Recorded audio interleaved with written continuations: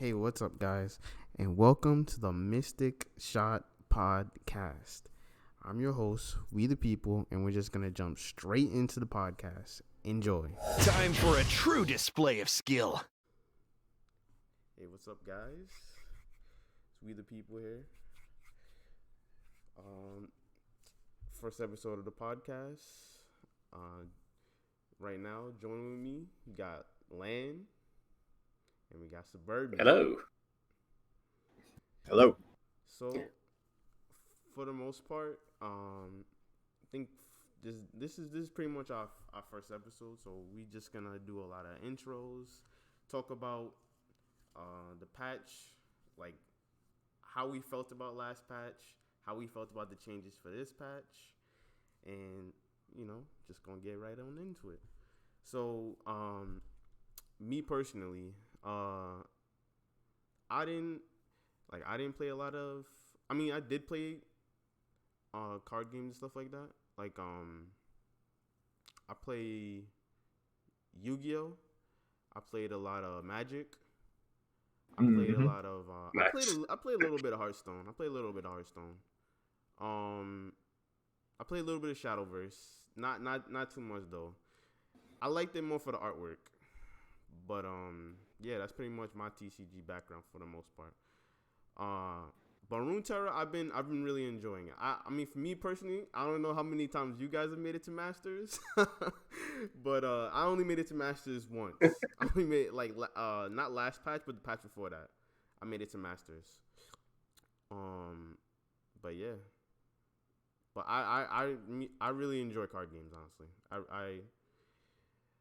I don't think anybody enjoys getting RNG fucked, but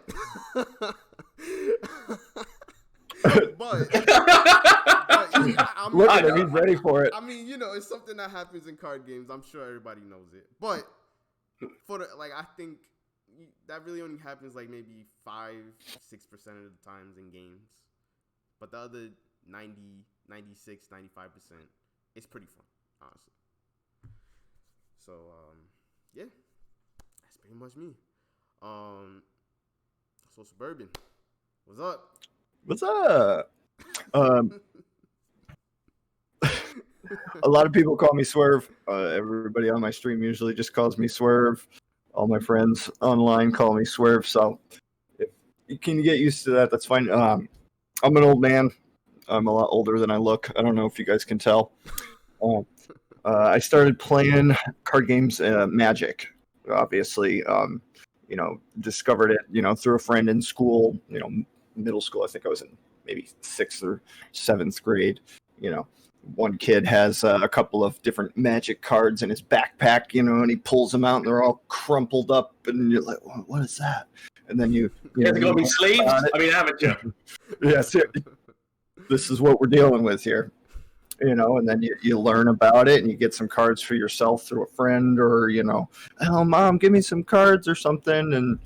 And then, you don't know the rules and you're trying to build a deck and you're making up your own rules with your friends and you're playing. And then time goes on and you learn the real rules. And I played Magic for a long time. I started playing, I think, when Mirage came out. And, I played for probably a decade doing local tournaments and stuff, winning some, mostly type 1.5s of those tournaments. But eventually that fell by the wayside and ended up translating into a time period where I actually played poker for a living for several years. Yes, that was before having children and needing an actual steady income.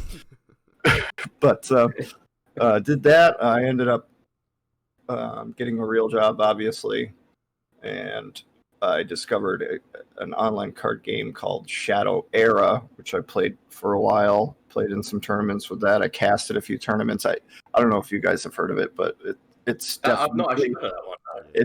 It's very indie and it's okay.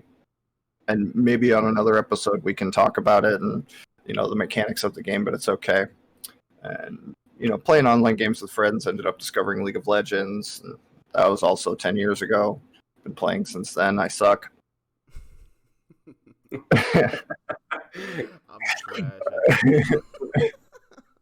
And then, they make this announcement for a card game based on a game that I already really love, and I'm just like, so excited, And here we are. First season, I only made it to Plat. Second season, I got to Diamond 2, I believe, and currently I am Plat 2 and attempting to discipline myself to play enough and climb. It's been difficult. This patch is better, though. We'll get into that, but that's me in a nutshell. Yo, what's up, Lane? So we get on to me. Okay, yeah, that's well, of course I'm on my list. Of course it's going to be me. Yeah, land up. But most people just call me Gomez on stream and everything like that. Just go by Gomez as being the name of the land up channel. Yeah, no, card game wise, I've been playing for what seems like a very long time. So my friends got me into Magic, but we're talking a long time. It's been a long time since I've actually played Magic the Gathering, but like I started there. And then like Hearthstone became a thing that became a massive part of my life. For I started when Whisper of the Old Gods came out, so it's been about like 3 or 4 years. Can't remember how long it's been. And then I kind of dabbled whenever anyone tried to also make one. So like I did the Elder Scrolls. I don't know if anyone remembers when Elder Scrolls made a beta of a card game. I played the Elder Scrolls card game. Didn't really like it.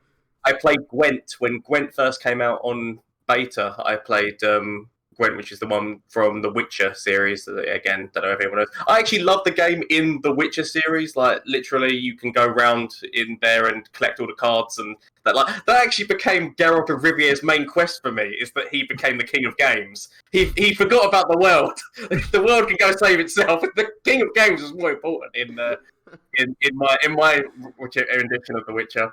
But yeah, then obviously this came out, and I just started getting into League of Legends because I came more from like a Blizzard background in terms of like Warcraft and everything. That's why Hearthstone was such a big point for me. But literally, I started playing League like a little bit last year, and then a little bit more this year, and then obviously the card game came out like beginning of this year in terms of open beta, and I've just been loving it. In honesty.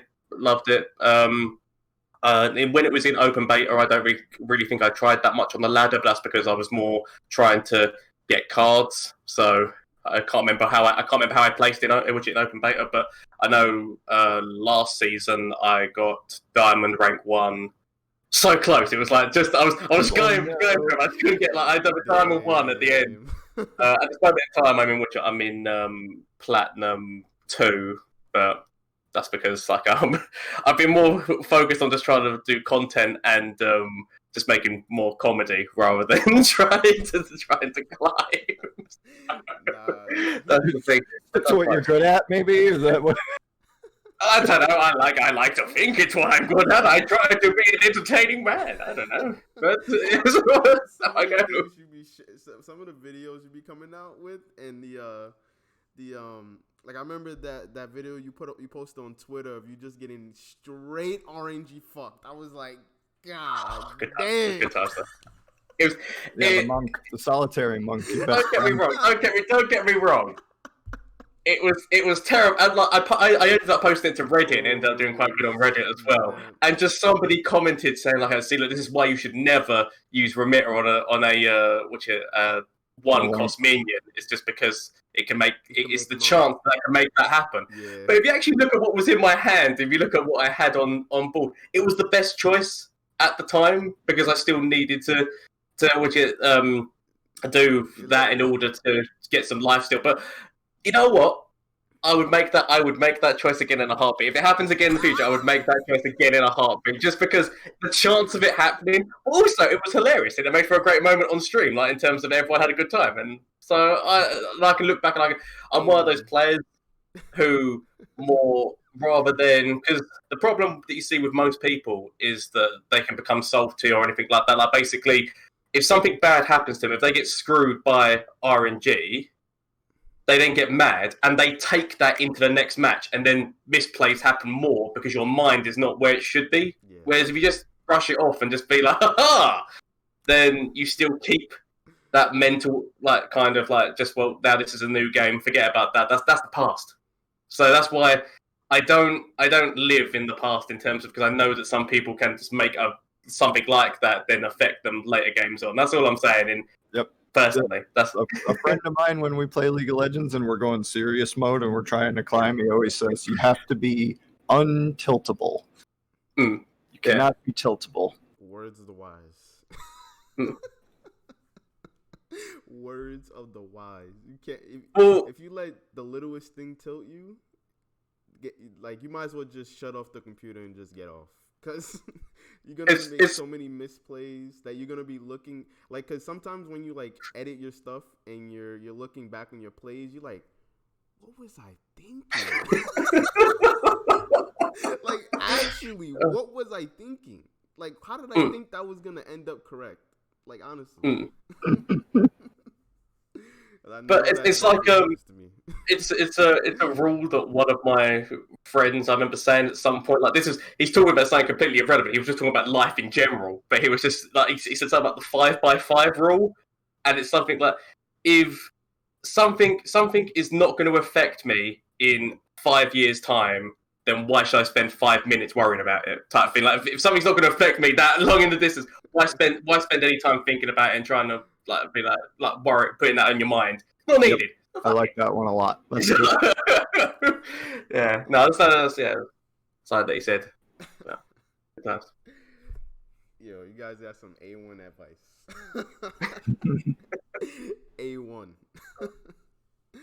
But let's try to let's switch to the talking about the balance patch, like the one not current, not the one where they fix Heimerdinger, the one before that. Let's talk about the patch where they the one where they backpedaled. Yeah, the patch where they because they let Brom have one attack, and then something's like, oh no, we can't let that happen. Take that away. He still gets the paw open. No. Frostbite Brom right now. They get him out of here. They fixed Brom. They what else did they do that patch? Like, honestly, the only thing that I saw that patch was Darius. I'm not even gonna lie. Like, honestly, I was like, why are they buffing Darius?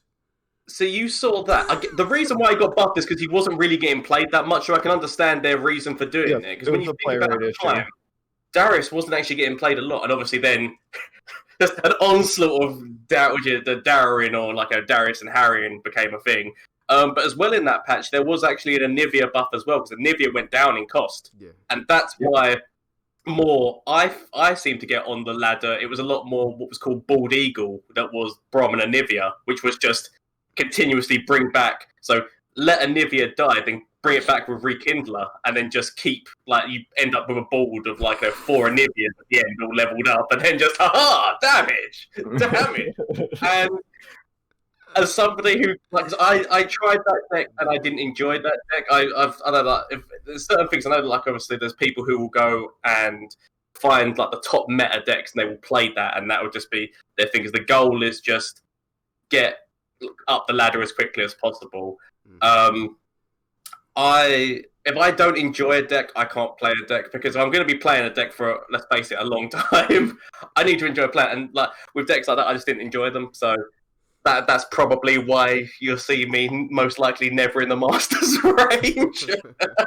Last patch, I ended up just barely playing at all. I mean, you should have seen my weekly chest openings. It would be like 2 golds and a plat chest instead of all 3 diamond chests, you know. But I mean, that last patch Noxus was just, it was obnoxious, you might say. And it was all over the NA ladder, and so was Bald Eagle. And it was I didn't have much fun in the last patch, but you know, this one's come to rescue us, and you know, between us 3, they fixed Heimer. I didn't think he was broken. I thought he was fine. I will admit that he did need to have Flash of Brilliance at least changed, because that was devastating on like a just turn. You put him down, flash of brilliance, and then just another flash of brilliance, and then just a 3-cost spell, and then people would just be just like flooding the board with elusives. I mean, if you were playing something like Shadow Isles or anything along those lines, like Withering Whale, or like it only have 1 health. It's not that hard to deal with. But if you don't have the removal in hand at the time, and you've got just a board full of elusives, it was an annoyance. That's what I'm going to say. I mean, I was being kind of facetious about that. I mean, honestly, Heimerdinger was definitely obnoxious as well, and I'm glad that they made some of the changes. You know, what it was last patch where they switched up, made Nab, right? Yeah, they changed Nab. Yeah, they made the changes to that, and I thought that was. Well, the thing with Nab was it made Freyjord more powerful, because obviously it takes from the bottom, because Freyjord normally buffs from the top. The thing with it is that Nab was statistically better for you the way that it was before for any other deck. Yeah, and that's going to sound stupid, but it was because obviously I think that Swim said it as well. Like basically, when they were taking from the top, if you had a champion, it doesn't take champion cards, so it would take. So say there was a few cards, and then it would skip that and take the cards from underneath the champion, meaning your champions were nearer the top of your deck. So you had, when Nab took from the top, you had more chance of drawing as an opponent, you had more chance of drawing your champion next, if you know what I mean, so that you could potentially find a way. Or you actually had a higher chance of buffing your champion as well, but you know, with Omen Hawk and Starlit Seer and stuff like that. So it wasn't too bad. But I didn't have a problem with Nab before, mostly just because I love Bilgewater. It's my favorite region. I mean, I'm not gonna lie, it's got some fun decks in there. Like you can have a lot of fun with Fizz. So yeah, no, I've got no problem with Bilgewater. Only card in Bridgewater that I hate is Rex. That's it. Yeah. Oh, Riptide Rex. That's it. Yes. That's the only card. Yeah. I'm like, when I saw that card, I was like, this card's gonna be insane. I mean, the thing that got me was when, like, at the start of when Twisted Fate and Ezreal became a thing. Like at the start, we're not talking like now. Obviously, it's established. But I just remember at the start playing and just being like, well, he's not going to do much. He hasn't actually been doing much removal in terms of he hasn't been using much targeting. So, like, you know, everything's fine. His Ezreal was barely leveled up. The fool! And then suddenly, Rex, the whole board is targeted. Ezreal level. Oh! Yeah, Well, I learned. I learned the hard way that you can only have 10 actions in terms of spells. You know, on the spell because that does the hard way fill up during the Riptide Rex, because I think I was playing some Frostbite deck or something like that, and but Frostbite, I was like, it's so much. You can't have 10. You can only do burst spells after 10 actions. Screw this. I was playing on mobile. I think I like dropped my phone or something. Stupid. I would win this game. Yeah, I learned that from Karma actually. I played yeah. What was it called? Damn. The Spooky? Undying, yeah, Spooky Karma. Yeah, I played Spooky Karma. Yeah. Yeah, I loved that. In beta, I played a lot of Karma. But the deck that climbed me to Masters actually was Indoor. That's that when Indoor. I mean, it's actually getting a resurgence now. The Endure deck is kind of back up there. There was actually somebody who posted. I don't know if you guys read the Reddit or not, but there was actually somebody who posted there like recently about that they put a Sejuani in that deck, like just one copy of Sejuani, because once you start getting the ball, so got rid of one Elise and put Sejuani one copy of that, just because once the deck gets rolling, because with the amount of damage that you're doing with Neverglade Collector and things like that, it would just. Apparently, it's just helped out a lot because it's always doing damage to that Nexus at a point. So they climb to Masters like that, and it's quite a good take on just like the tinkering wise. That's again another reason why I love card games is just like there's always some tinkering that can be done. Yeah, for sure. Yeah, for sure. Perfect. The deck is never ever going to be fully optimized. No matter what. Nah, but it seems that. Suburban, it seems like what was your most hated card last patch? My most hated card last patch? Last patch. Are we talking? So wait, sorry. Before the one that they've just done with Heimer, is this what we're talking? So yeah. So when Noxus was obnoxious, Yes. Basilisk Rider, 100%. I hated that card because anytime I tried to play it, I'd have 2 cards from another region that I splashed. And I never Damn you, Alliance! Or whether it's an Allegiance or whatever I go with. Yeah. Oh god. But yeah, no, I would say that it would be along those same lines. Yeah, just because it when that card dropped because of the overwhelm factor of it, just how much damage that it could throw on the board, like that was. Yeah, that was I mean, even if you have a turn 4 something with 4 power that you can trade with it, you're still taking 3, 4 to face no matter what. Yep. So see, the one thing I want to talk about in terms of balance patches that I think that Riot deserves a lot of credit for, people, because this might be me talking because again I said I came from Hearthstone. If you didn't come from if this is like your first time at playing a card game, like online card game, Riot is really on it when it comes to balance patches, like a lot more than what you think. I know that some people go, "Oh, this takes ages." I know that it's like 4 weeks or whatnot when they do like an actual proper patch, but they did do one, obviously 2, which is 2 weeks, and then did the like the recent ones that were done. But I think that's just people's impatience kicking in. Honestly. I know, but they're very good. In all honesty, if you came from Hearthstone, I don't know whether or not anyone remembers when Druid Death Knight was a thing. Like Druid in Hearthstone ended up having something along the lines of an 80% win rate because it had cards that would flood the board with taunts, which meant that you couldn't actually attack the person's face. And then there was a card where if it died, it brought back all of your taunts again, and then you could. There was basically so there was a card that did that. Not only that, Druid also had a deck. Now imagine this, now in a game like Legends of Runeterra, they had a deck where their whole concept was to get rid of their deck. Like they would literally just burn through their entire deck, and then at the end do this card switch where basically there was a card that was called King's Ransom, where it would take your opponent's deck and it would give it to you, but then it would give them, it would give them a spell, a 1-cost spell that was called King's Ransom that would then let them trade back decks.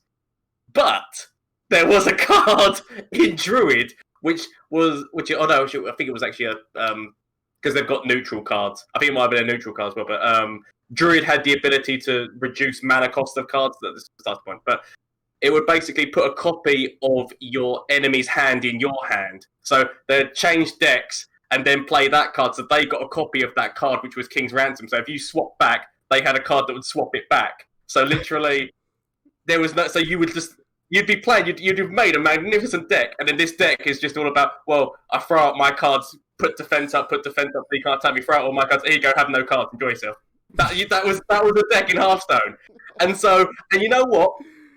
That didn't get changed for I think it was 2 or 3 months, and so you are lucky. You don't understand how Hearthstone used to take ages with their balance patches, and so I don't think people. That's why whenever I see people complaining and saying, "Oh, it's just taking too long," look at this. There's a massive problem with that. Why aren't you doing anything to fix this? It's like they're really quick compared to other games. So I just don't think people.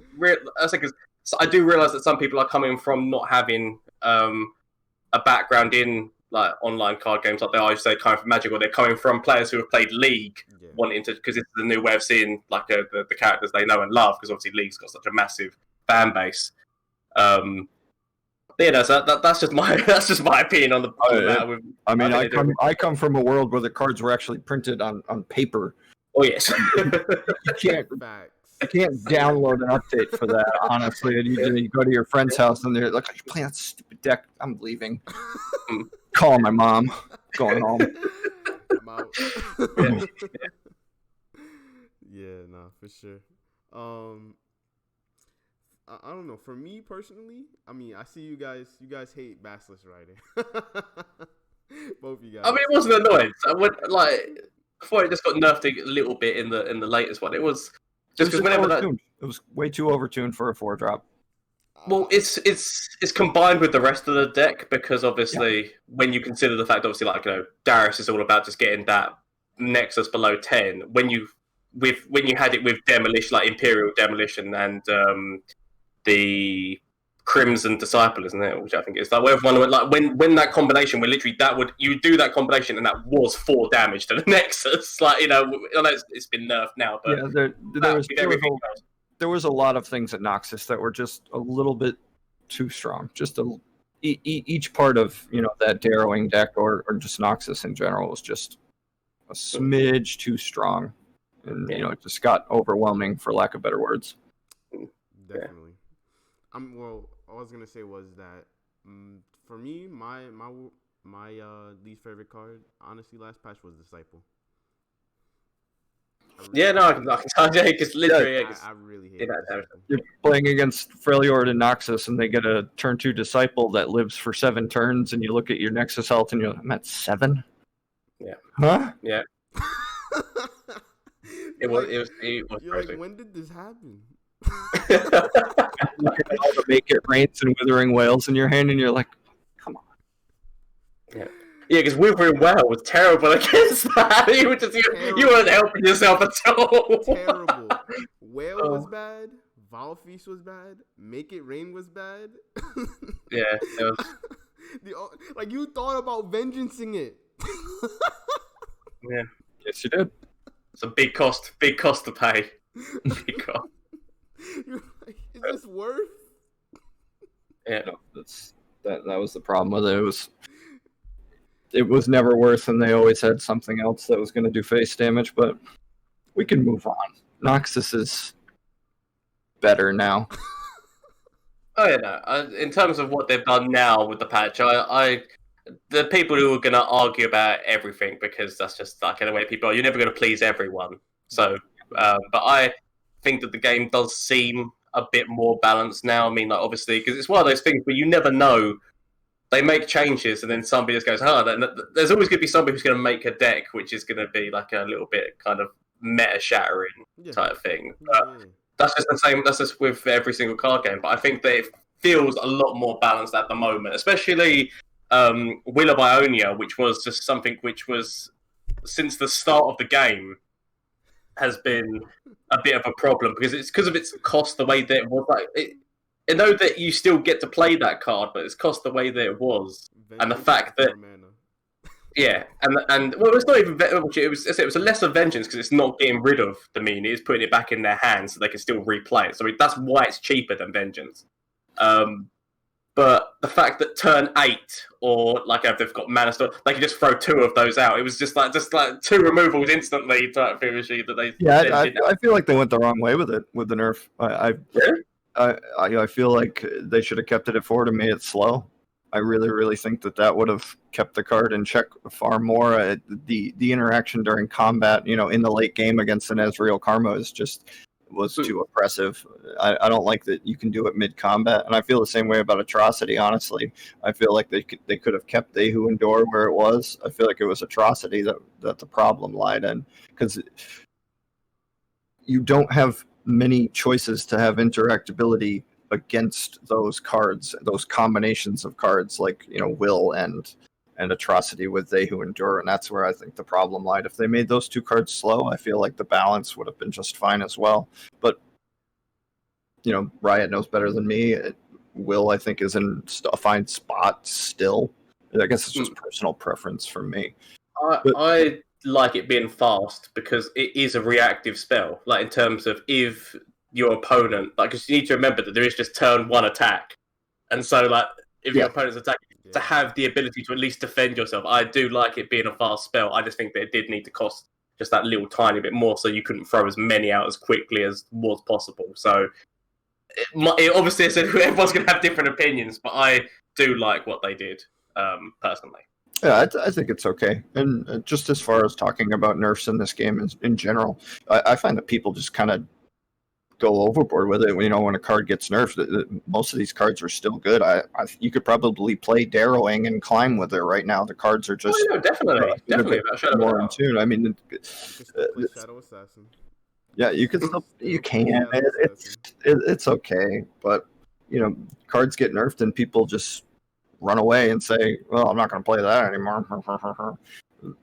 But I mean, Shadow. Again, myself, I've got no problem with Shadow Assassin's nerf, just because it is still drawing a card, and in like what you need to remember in a card game environment, draw is such a powerful move because it is giving you more. Like every single time you're doing that, it's giving you more options. So, Yep. I have no problem with it just getting its damage nerfed. It's still got like a 2 health, yeah. so it's not easy to remove. But pound for pound, it's still an amazing card. You know, It's not an auto free include like it used to be. Yeah. Because it used to just be auto free. That's that done. I like that thing. It could be like 2 or so now, but yeah. People forget about cards. I mean, Skitterer. That card's so good. It went down to 2 health a few patches ago. I haven't seen it ever. I don't see anybody playing it almost ever anymore, and that card is really good. It's really, really good. No, I've been playing it a little bit. Yeah, it's testing it, it indoor. It's making a comeback. Yeah, I've been testing it in indoor. Yo, Skitterer, especially when you have attack token.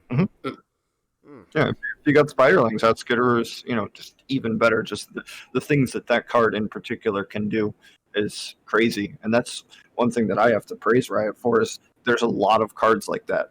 Every card, they said they want to have every card have some type of competitive place. I mean, they failed with some, obviously not. Not every card is going to be competitive. Nobody's But playing. Not every card is going to be viable, and there's no problem with that because when it does come into the things like RNG, putting some cards which aren't as good into certain slots, just so that if it randomly gives you a something drop or a something drop, to have a card where it's not 100% the best or competitive to have is like, because I know that I said it sucks when that happens, but it just makes that a little bit more fair. Than whenever you do this, every card's competitive. So like whenever you've got a card which makes more cards, where it's always going to be fantastic. Like that's like always you must include these cards because they're making more cards which are. And definitely just hats off to Riot in general, because in other card games they would print a new set and you'd only be looking at 12 to 20% of the cards that get printed because the rest are all garbage. But with this game, every card can be good. It can be, but no, you can have fun and climb with certain cards, but if you want to really climb, you have to play the consistent cards. And you drop off, Bubble Bear. You don't play that, obviously. I mean, it's got a lot of health for an elusive, and so if you're against elusive, I think that so far Riot's doing a really good job in terms of making, giving you choices. Okay, sorry, I'll let you finish.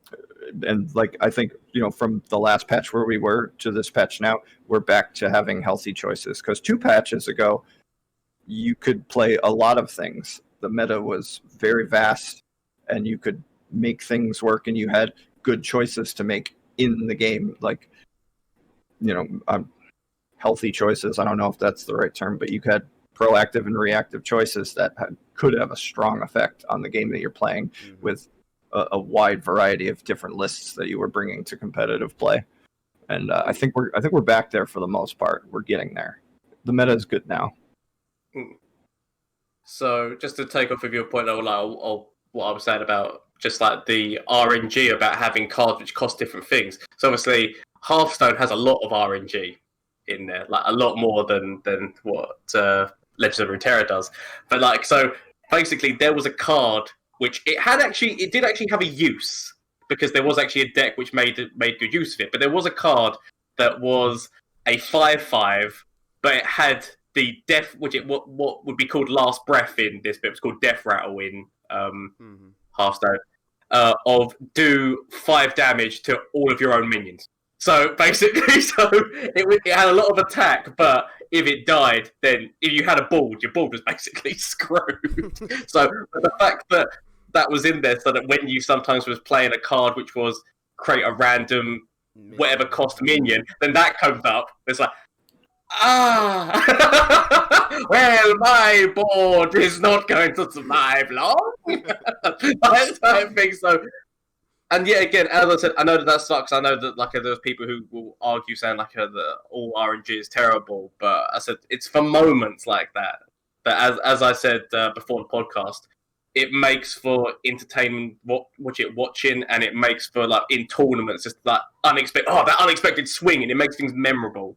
So that's my only thing with saying, like, I know that it's hated, and it's a very unpopular opinion of mine to say that I do actually enjoy the odd bit of RNG, but that's my opinion on it, like in terms of just the swings and entertainment value of it. Because at this moment in time, people, it's yet again has been a thing that was on Reddit in terms of like the viewing figures for Legends of Runeterra on Twitch is like it's not as high as people would think it would be, but the actual player base is big.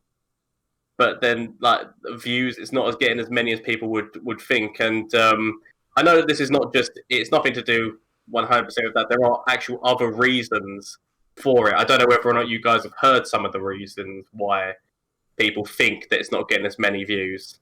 Yes, we the people. No, I was talking Oh, yeah, I thought you had a point. I thought you put your finger up. I thought there was a point.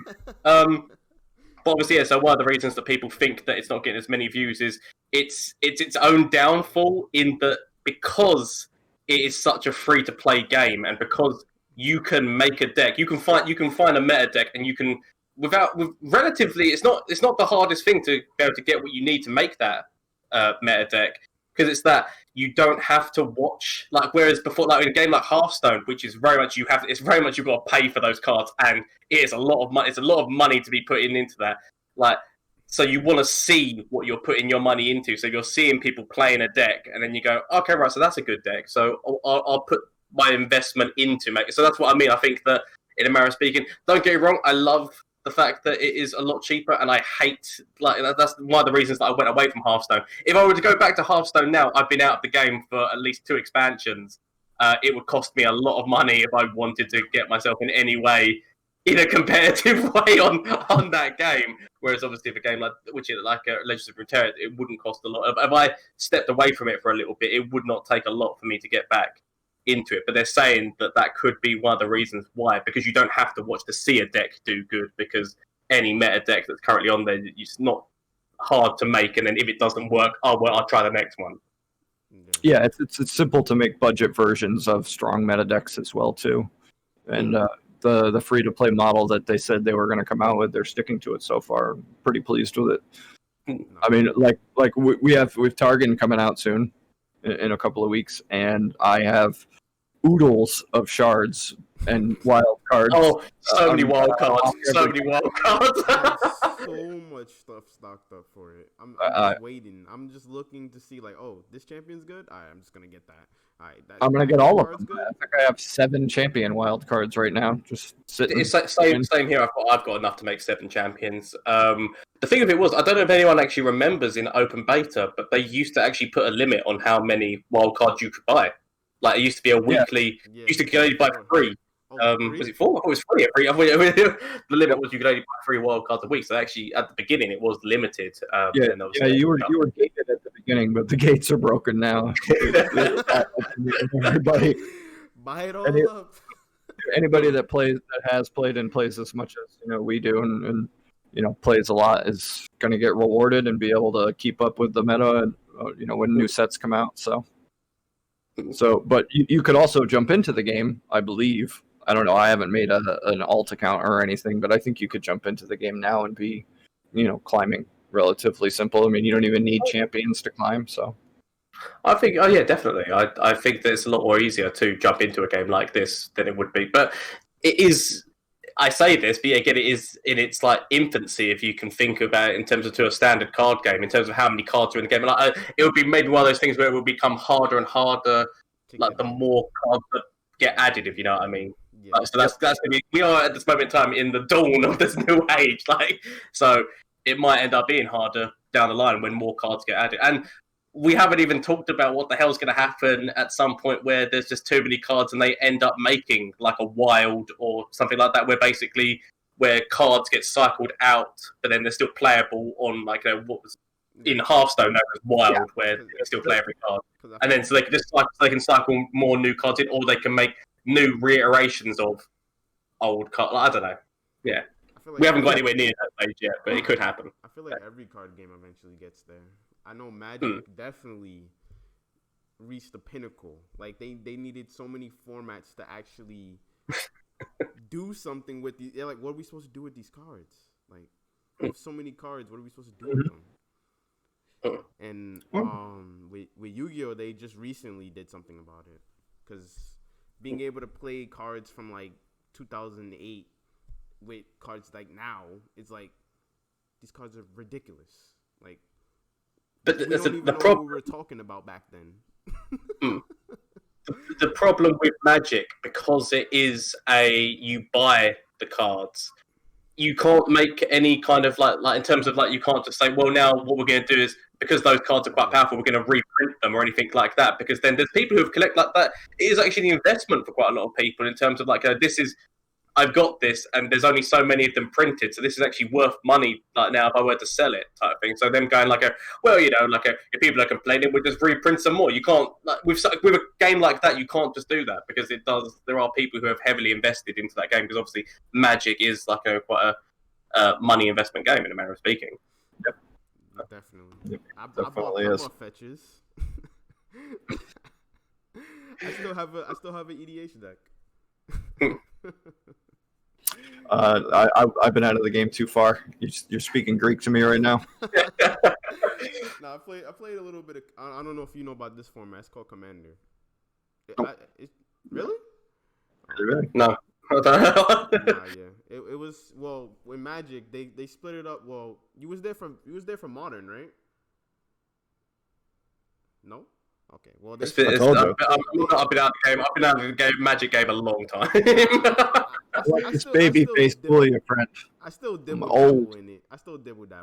Because I still have a lot of different cards. But they split it up into Modern, which is more of like it's like the last 3 sets, right? Isn't that how it rolls? No, Modern is actually this, like, it's from, I think, set 11 or something like that on. So it's everything from set 11 on. And then Standard is every 3 sets. And I see. Okay. Commander is everything. So you can play whatever you want. But it has to be around a certain concept. Like, you have to make it around one card. So you basically build a whole deck around one card.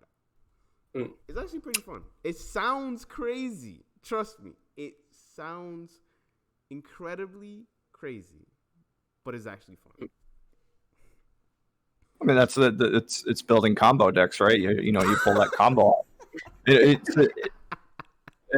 No, I mean it. Because coming back to Runeterra, ever since beta, I still have a deck that I don't know if I'll ever delete it, because it's Yasuo Karma with Noxus, and the whole thing is just to stun and get to late game, and where I can Dawn and Dust Karma and use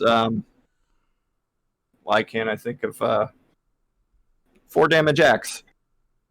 Why can't I think of the name of the decimate? So yeah, you got 3 karmas on board on turn 10, and you just decimate them to death. Kill them. Nice. I think I've pulled it off twice. Yo, I need you to clip that. I need you to clip I that. I will try. I'll play it.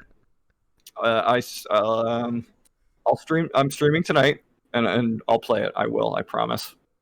I'll tell you what was, as I was in the last patch before, like, so when there was a lot of bald eagle and whatnot on the ladder. I'll tell you what I thought, like, what I would have loved to have seen then was if it would have been terrible. There's loads of people again disagree with me. I'm a very argumentative man, or unpopular opinion man. That's the word. She who wanders, whatever the 10 cost, which is which it obliterates all, but only followers. Just change that just to be everything, because then that would have got rid of all the Anibias and all of the Broms, like, because it's something to do with 4. That just obliterate all of them. Done. That's not fair. You they can't bring them back. Your rekindler means nothing. I mean, we can't go down that road, because then you can. I know. Verify on champions, and then the game's just over. Yeah, I was just saying that. I mean, to be fair, as long as you had buff spells that buff their attack, like in terms of like burst spells, you'd still be able to get around it. I just think that to me that would have, as I was playing it, because obviously the only card that could stop them in terms, because obviously Anivia, once it dies, so it's just rekindler, and they keep bringing it back. The only card that actually stopped that was the Obliterate, and so that's why Deep actually had a little bit of counter. Yeah, I was dabbling in Deep when Bald Eagle was super popular, and I kept running into it, and I think I did well with Deep against it, but yeah, because the Devourer obviously just did a lot of work. Yeah, we'll get rid of that problem for a little bit. But I think that's only the only other Obliterate card in the set, isn't it? I think that there's the she who follows, whatever it was, and then the Devourer. I don't think there's any other Obliterate. I mean, other than whatever his name is. Why is my mind spacing on the champion's name? Tree Man. Who can get rid of, who can obliterate your opponent's deck. That's the one. Yeah. Malachi.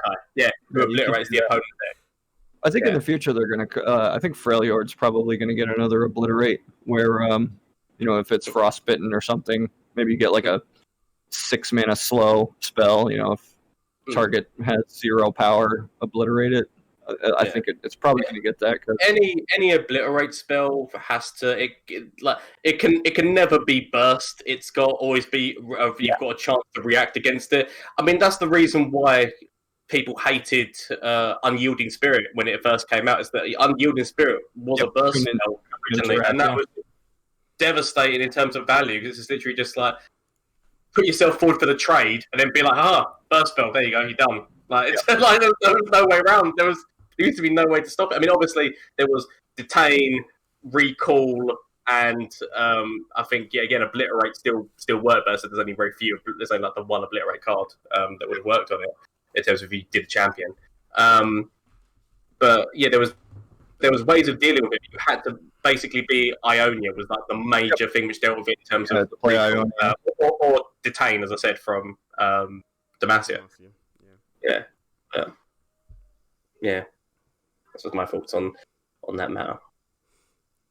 Well, I mean, just to speak to Unyielding Spirit, it's because Riot they're trying to make each type of spell, do a certain type of thing. So burst spells are for like altering what each unit does, so buffing stats, changing a keyword, adding elusive or adding quick attack or overwhelm, and that's kind of where it was going. So they went like, okay, Unyielding Spirit, it adds a keyword to the card, that's a burst spell.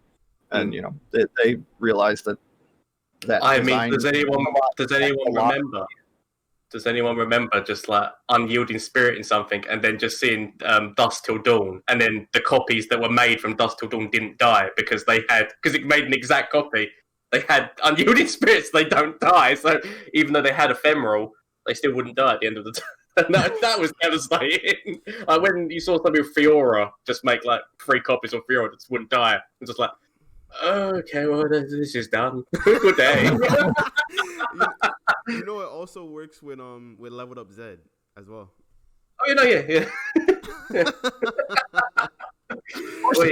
It's just attack. All right, cool. You blocking? Nah. Okay, so you about to take this. Yeah. It was crazy. It was crazy, definitely. Yeah. But no, I think this patch is a little bit more balanced, 100%. Oh yeah, a little bit more. It's a lot more balanced. I see all sorts of different decks, and my mistake is to play all sorts of different decks when I'm attempting to climb, and I hate that. But I've been disciplined lately. I was plat 4 for 3 weeks, and I was like, you know what? I'll play in my Gangplank deck. I don't care. Shut up, brain. You're gonna climb. It's so easy to go play the meme decks because they're so fun. The meme decks are fun. See, I've started doing it where whenever I'm playing a meme deck or something like that, I just save that for normal. So just don't throw it on ladder. I throw it onto normal, and then if I want to try, then go back onto ladder. I think that an unsung hero that not many people play, but I do enjoy, is Expedition. Like I know that it doesn't get as much love, but I do actually like Expedition. And what I actually found out recently on a stream that I did recently was with the why can't I think of the damn name of it? The thing which keeps the stats and can actually have an overlay on Twitch. You know yeah. This the major website where my mind has just gone shut itself. You talking about the deck tracker? Yeah. That puts it on the side for Twitch so that people can see what you're playing and whatnot. If you actually throw up Expedition with that on, it allows your audience to vote. And so I actually did a whole stream where I let them choose whenever there was the options in terms of, so they built a whole deck, all the first 15 choices. I let the audience make the deck and then ended up playing it, and it was really fun. It makes, because it's the interaction and whatnot as well, which obviously is the main thing that you want from Twitch in terms of like interacting with the audience and that. So I thought that was like a nice little thing, but I do like Expedition in general because it's more for thinking on your feet and you don't know exactly. Whereas when you're on the ladder, it's like, oh, they're playing this deck. Okay, right, I know exactly what I'm going to expect, so I know kind of what I'm playing around. Whereas on that, you don't know. You don't know what to expect because there's always going to be like a random card. It's like, so random. Yeah, I'll have to try that. That sounds like a lot of fun, actually. It was a lot of fun. So yeah, it's just one of those things. But I think that some people don't really like Expedition because I know there's no way of climbing it, or there's no way of like tracking the stats, other than saying like, oh, I have this many seven wins and whatnot. And the rewards are not the best for the time. Not anymore. They used Not anymore. They used to be. So I still think that even though it's, because at this moment in time, XP means nothing for me in terms of, because I've maxed out all of the regions and as I've got loads of shots. I've obviously got a bunch of shots when the new expansion comes out. So it's my problem with Gauntlet at this moment in time. I know that Gauntlet is now giving you like icons, but they've been the same ones because of like they're just repeating them to give you a chance if you missed it. But now there's like, once you complete a gauntlet, there's no reason to do it again. And it's also, was it worth the time sink just for that little icon? So I would like, if you get 7 wins as well as getting the icon, just get in like a little chest or something like what you do at the end of Expedition. But that's just my opinion, just to make it a little bit more worth it. Yeah, I feel like they could probably add something like they did in League of Legends with mastery score. I'm not sure if you're familiar with that, but No. they could probably like when the match starts, like you could see like some type of insignia on your icon of like, oh, it looks like this guy's won a crap load of expeditions. Just to be able to toot your own horn a little bit. Yeah. It's just a nice little thing, yeah. Yeah, I think that could be just something to give people more of a reason to play expeditions now. But expeditions they're healthy for the game because new players can come in, they can play expeditions, they get their. They can learn the cards for it as well. Like in terms of, they get a little bit of experience about learning how to create a deck and craft a deck when they don't have those cards, and it does give you obviously the chest at the end, which the rewards aren't as good, but there's still some rewards, and you get, as long as you're leveling up your weekly vault, you always get an expedition coin. So it's definitely good for new players, definitely, without a shadow of a doubt. I haven't played an expedition in I think 3 months, but if they how many expedition coins have you got? I don't know, a lot. I don't know whether or not there's a limit on that, but I'm assuming there might not be. I can't remember what the max that I ever had, because I've always played like a little bit of expedition. It's just the way my brain works currently. I'm too competitive. And I only have so much time to play, so I'm going to be on the ladder in constructed, but sometimes playing as normals, with Yeti decks. Yeah. I mean, as I said, so at some point, I'm just waiting for when they add spectator mode. Yes, because then that'll be, once spectator mode gets added, then I will definitely be running a few tournaments. I think on the Twitch channel. So. And is anybody going to tournaments now? I mean, there are people who are doing tournaments now, yeah. Which is, there are tournaments about. They're all over the place. It's harder for them to stream because they have to like basically get the consent of the competitor to, like, they have to be streaming their screen, so then they can then, like, through Discord or something, and then they can like how we're doing a Discord call now. Like, they need their competitor to, or the people who are playing to. Be streaming their screen so that they can capture that to put onto their thing to cast on top of it, if you know what I mean. Yep. So it's a much more difficult thing than if you just had a spectator mode. That's what I'm saying.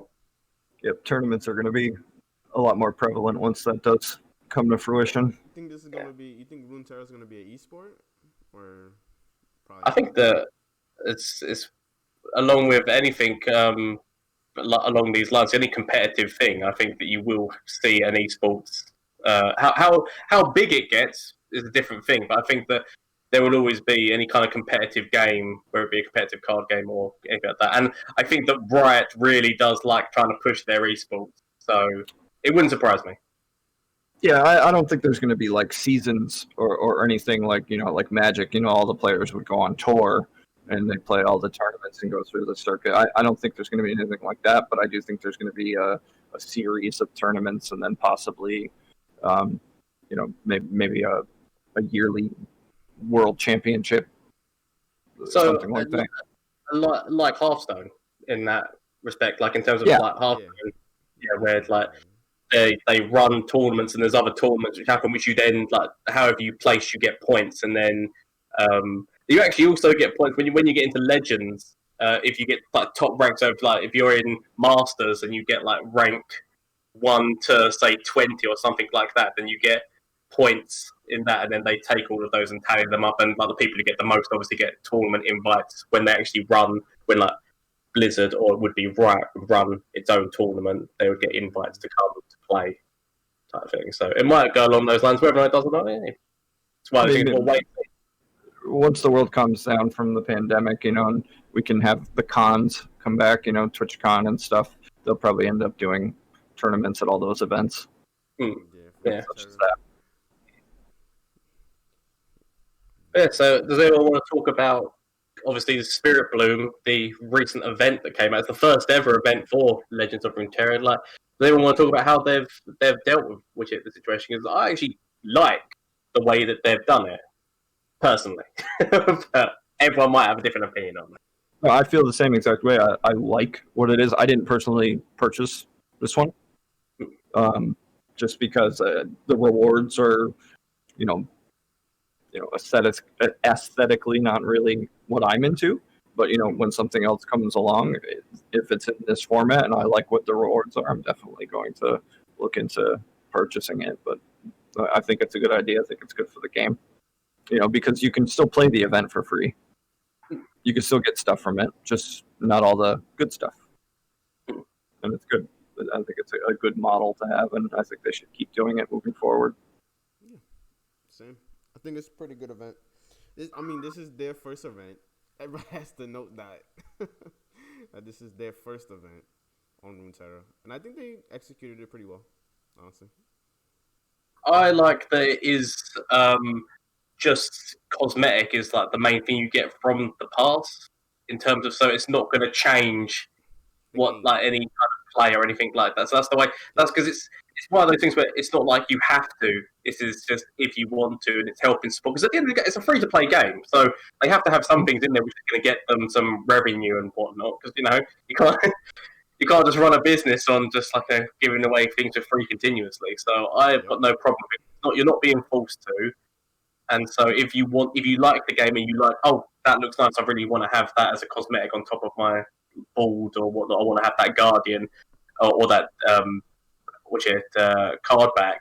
Then I've got no problem. I think that they've done it really well. And the fact that it's a progression thing, so you actually have to play the game to get, and you can buy the pass at any time, and that progression doesn't stop. Like, so you don't. So it's not one of those things where you could do the whole thing and then think, okay, right, I've actually done it. So if I just buy the pass, then I've unlocked all of those premier things as well. Rather than if you get the pass, then you start from square one and have to get those things again. So I've got no problems with it, and I've said that yet again. It's kind of from like a Hearthstone background. Hearthstone was just pay and have some more packs. I was like, oh, we're doing an event here. You go pay to get a little bundle of cards that are most likely going to be duplicates of what you've got, and so like you can have some shards or dust was what it's called in Hearthstone.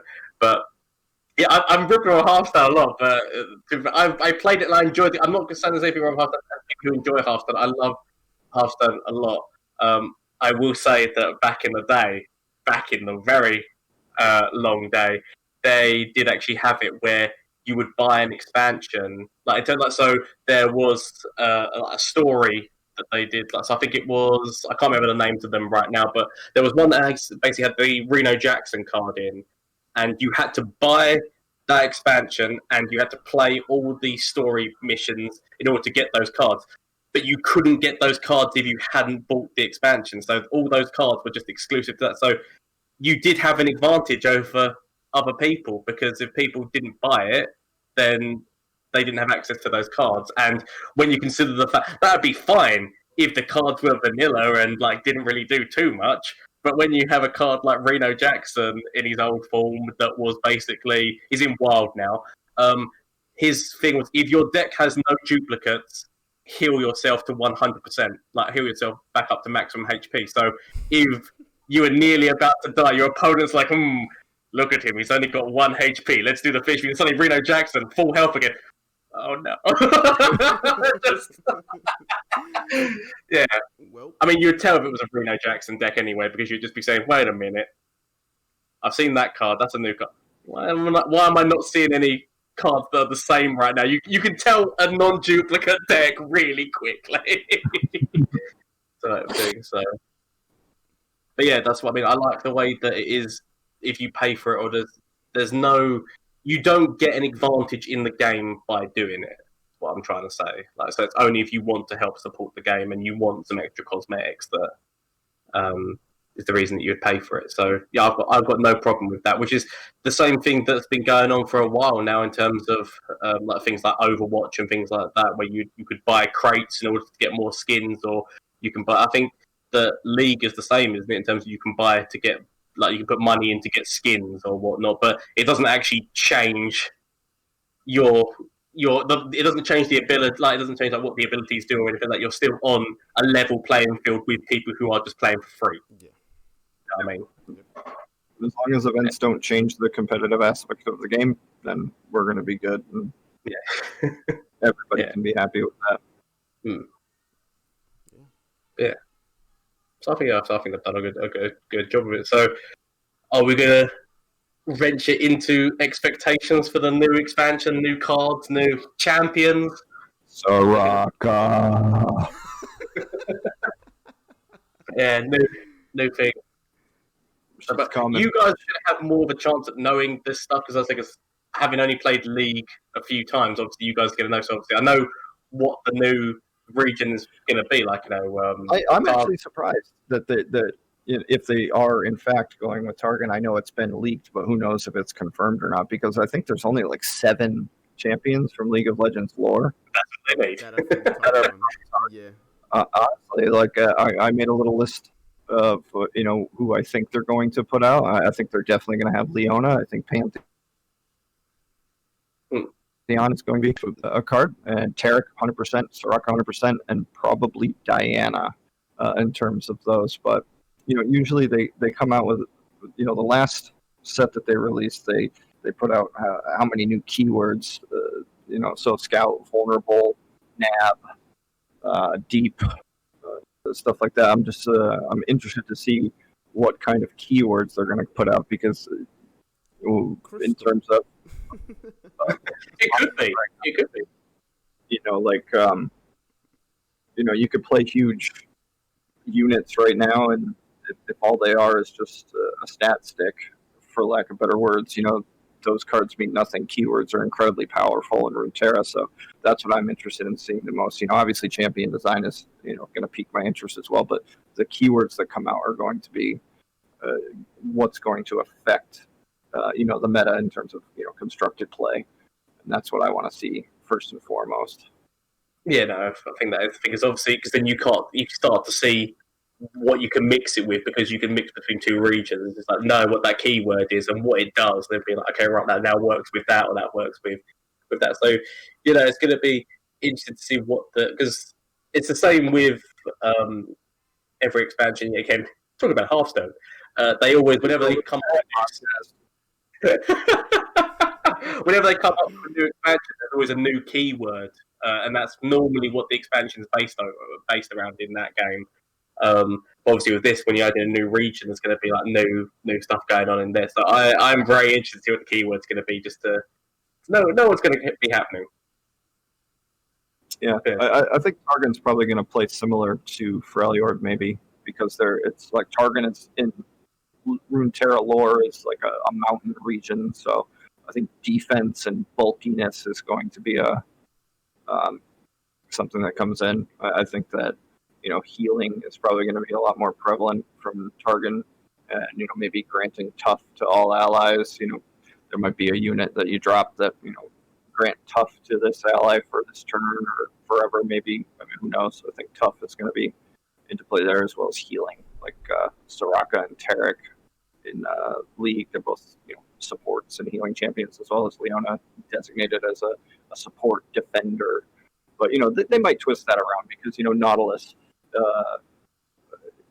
when this expansion dropped, surprised the heck out of me, because most of the champions that were in vanilla Legends of Runeterra were kind of played to the same type of champions that they were in League of Legends.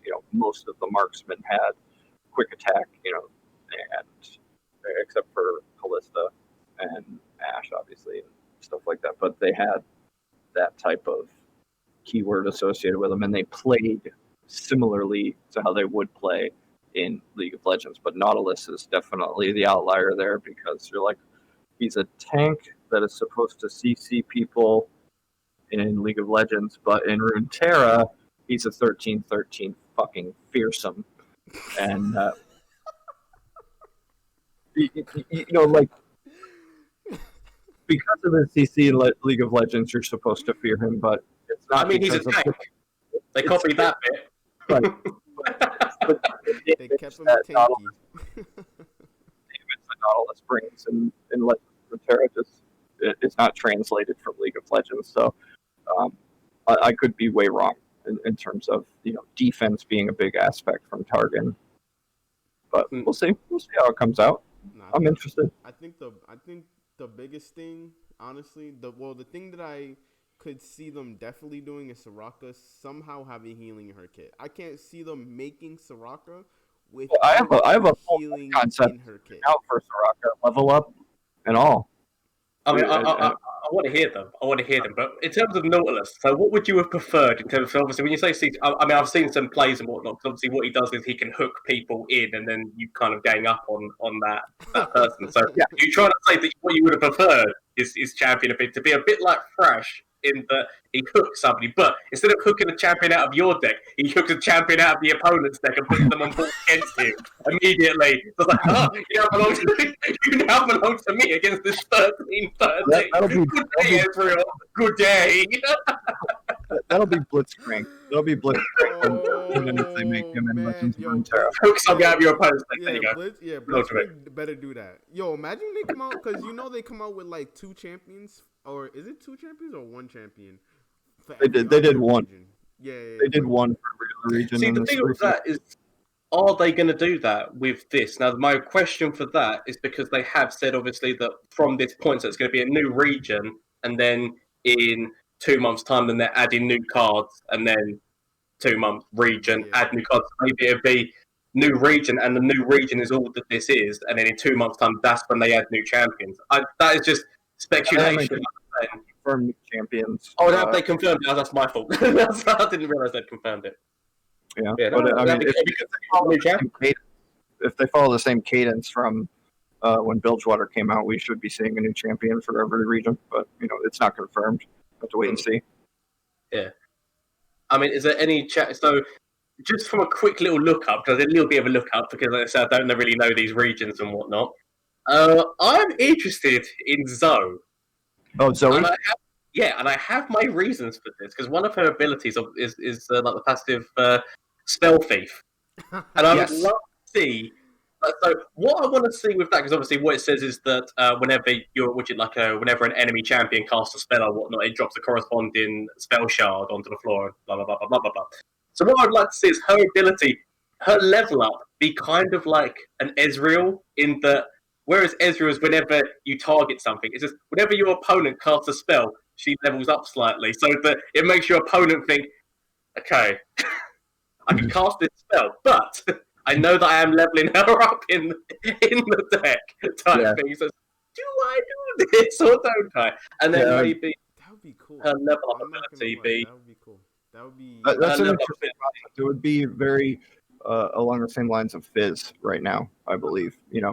I could do this and try to kill it, but You never try to kill Fizz.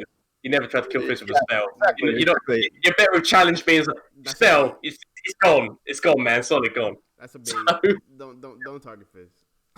but what I would like to see is so maybe she levels up, as I said, as your opponent starts casting spells, so like it makes them think. But then maybe when she's on the board in a leveled up version, you make it or something in a way.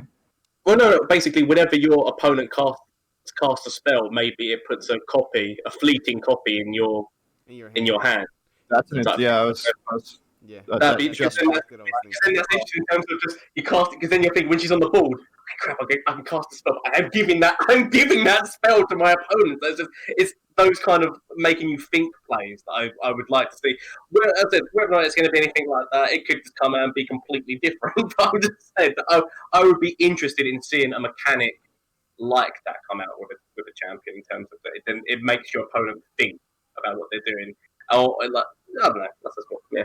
There's a lot of interesting choices that could be made when if that concept is going to be built in. Yeah, because it could be that, but you create a fleeting copy because it will still require skill because it would require skill from you as a player thinking, okay, right, if I use this mana spell, I'm giving this copy to them.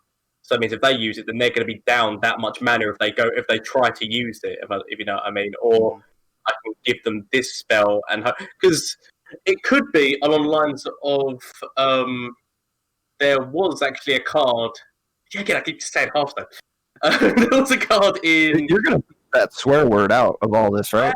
We have to start bleeping it out every single time I mention the game. I do apologise. It's just that's my frame of reference, and it's another card game, so I'm having to use that as my frame of reference. Yeah. But there was in the when they had the Rogue Death Knight, it created a card in hand. It was called a shadow card that whenever you drew a card, it became a copy of the card that you drew, so you could then play that. But once that was played, you couldn't do it again. So basically, maybe it creates a card in hand that becomes a copy of your opponent's last spell, but you only can use it once. So once you use it, then the rest of their spells are fine. So, it won't make a copy of another spell. So basically, it only makes a copy of the last spell used by your opponent. So if you can do it like that, then your opponent can be like, if I play this spell, okay, right, if they now use that, they can't then have another thing to use, my next spell that I'm going to use. That kind of thing is what because then there is a lot of kind of mind games that would go on with that. Because do I pass my turn? And then if they don't do it, then the real thing comes out. I don't know. Again, it's speculation. It's just random things. It's just the way I like to play. And so I'm really interested to see what new keywords are, what new champions are going to do. But if you've got any, because you did say you've got some concepts, I would love to hear. Soraka. I think it's Soraka. So let's put our tinfoil hats on and close our eyes and imagine it happening. So 3 mana, 3-drop, 1/4. And level 1, end of round, heals lowest ally by 1. If all allies are full health, it heals your Nexus by 1. The level up requirement would be your Nexus health. So Anti-Darius is below 10 per se. If she levels up once your Nexus health drops below that, and then level 2, end of round, heal all allies by 2. That would be because once in League of Legends, that's my frame of reference for these champions. Late game Soraka is just you can't kill anybody. She just heals them all. So if you're trading well in with a Soraka on board, you're going to gain massive advantage, and it's going to be really hard for an opponent to punch through that. And I hope it's something similar to that because it would ring true to what Soraka is in League of Legends, and I think it's relatively balanced. And then I had one idea: if they do put Pantheon in the game, because of Pantheon's ultimate in League of Legends, which you can travel nearly all the way across the map. If you could play Pantheon while blocking, Like how sometimes you can put a jury rig out and surprise an opponent. That would be cool. Okay. You could be in a fight in League of Legends, and then all of a sudden Pantheon shows up. So that could be an interesting concept. And I think it's called Flash Magic, right, where you can play it as an instant, and it's a unit. So it's something that I think could probably come into play in the game. It could even be a keyword like can be played during combat or something. Okay, yeah. I mean, that would be good. Yeah, it's definitely a good concept. Hopefully it would overdo it. Well, yeah, because playing things during combat could be crazy AF. I do like all of those units and followers and champions that could do that are going to have undertuned stats. It's just the way it is. Yeah, of course. Yeah, exactly. Otherwise, it would be unfair. So, I do blocker during combat. I do like the healing idea as well. Like the first champion in terms of just like being able to heal. That's the one thing that I think that needs to kind of be changed on Malachi's spell. Is that I think that his spell should also heal the Nexus. Yeah. In terms of so discard free, because it heals all allies, but it doesn't heal the Nexus. And so there's been many times with that card where I've had Malachi on board, and then I've had his spell. And it's like I've got no means worthwhile healing. I can obviously it helps with the toss to be able to toss a card and put another copy of him back in the deck. But sometimes you look at your Nexus health, and you're just like, I can really do with those free heals. I think down the road it might get to that point with Maokai, but right now Shadow Isles has too much. Oh yeah, no, don't get wrong. They're really powerful. That's the whole reason why they did it that way. It could be something that happens though eventually, but healing is not super prevalent in the game outside of certain regions. So I think we're going to get there. I think that Targon is actually going to bring that to the game. If League of Legends lore does stand true, but we'll see. We'll see how it goes. I think defense is going to be a big thing that comes into this new set. I like it because it basically means that if she's on the board and she is healing the Nexus at the end of every single turn, that then puts like spells that Ezreal would do or whatnot. I know that Ezreal can burst somebody down really fast, but if it's not good, if the calculation-wise it's not going to work out because they're going to heal, then sometimes he's going to have to put those spells into trying to kill the champion rather than into you. So, or other regions as well. It means that they'll have to put spells into dealing with her, so you're not getting the heals, which then means I think that's kind of where Riot is. What their idea is when they make champions is, if you leave that champion on the board and you let it get continuous value, that's when it becomes a problem, and that's why champions are so good in the game. Yeah. Not to say the championless deck doesn't work. I mean, the Undying deck is still some things that you see come out. Like there are decks which don't have. I mean, even what was like Kinko Elusives or whatnot didn't actually run a champion in some of its iterations. They would run like 1Z. Yeah, like exactly. But there have been a lot of decks which haven't actually what is it? Noxus with the Elusives deck, right? Yeah, there's been loads of decks which have actually managed to get a buy without a champion. Don't get me wrong, champions do give you that extra swing and whatnot, but sometimes they're not needed. It can very true. Because you're not worried about playing around that win condition, because obviously most champions have there's a reason for them. You need to be working off of that. So you build a deck around them, whereas if you don't, sometimes without having that constraint, it can really help. Very true. So we're going to be calling an end now, I'm guessing. Yeah. I was actually about to say, does anybody else have any thoughts? Time is of the essence right now. I smell bad. I need to shower. Okay, fair play. All right. Yeah. So do you want to give it a bit of a wrap up, we the people? Then just give it a little wrap up. Yeah. So thank you guys. Thanks for having us.